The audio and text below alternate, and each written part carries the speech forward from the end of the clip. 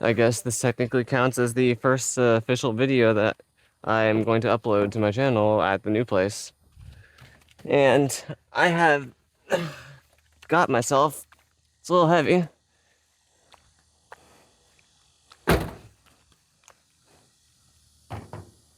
Wonder how good that looks on camera, but an OEM Toyota battery. Got it straight from the dealership for 125 bucks, 37 cents.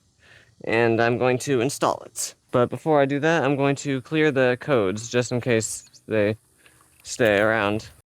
I wonder if this is picking up my mic as well. So the way my car is right now, I have to manually just idle it. So the idle is just gonna go up and down, but let's see what codes it gives me. Just check engine light. I believe it's gonna give me 0300 and 301. It's random cylinder misfire and misfire on cylinder number 1, but it never gives me too lean or too rich, which leads me to believe spark stuff. I've already diagnosed a lot of this and uploaded that one video, so we're not gonna get crazy. But what we are gonna do is just clear them. And then hit clear again, so that way my check engine light actually goes away. Who would have thought having my phone in the grass right here would have been a bad idea? Or not like a bad idea. Like, here's the hood. Probably shouldn't really work on anything while it's hot, but I don't care. I just want to get this battery out of here. I'm going to disconnect the negative first, which I believe is a 13. And then I just have my tools all the way on the side, but that's fine. I'm actually like doing something with my car in the new place. Feels good. I have the CRV table on the side, which is where all my stuff is at. And I believe this next one's a 10 mil. I'm 99% sure this is gonna be a little hot. It's like, kinda. It's all right enough for me to just touch it though. And then these 10 millimeters for the hold down. I'm gonna keep the battery hold down on there while I lift this battery up and out. The old one is the DieHard Gold, and the new one is the Toyota OEM one. I'm just going to take my hold down off of it. I'm not going to transfer this just yet. I bought this battery brand new from Advanced Auto last November because the batteries are allegedly go out right before or right after their warranty.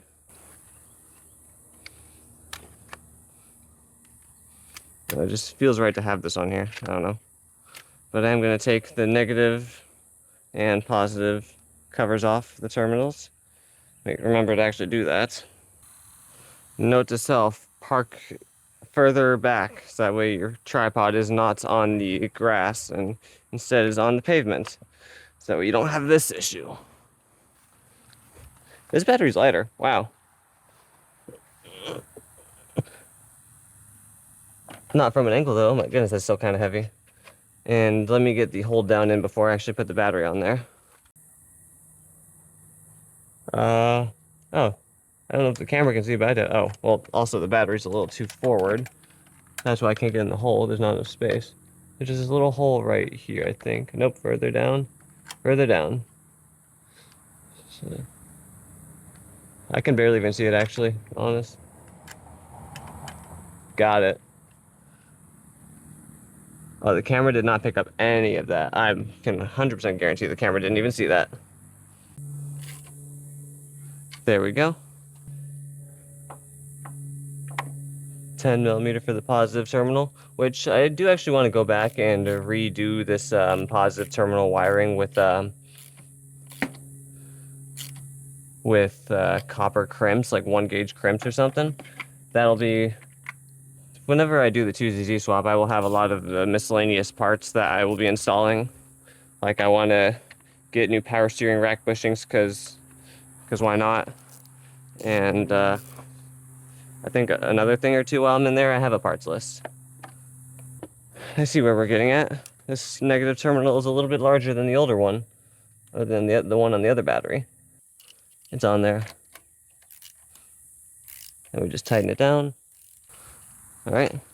Leave your guesses in your heads, not in the comments. I don't know what they say. How well will this work?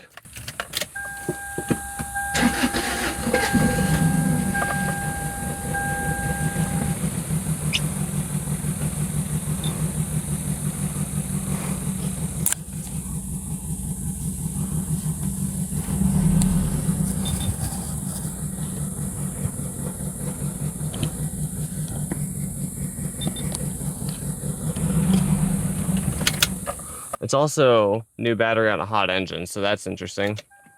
I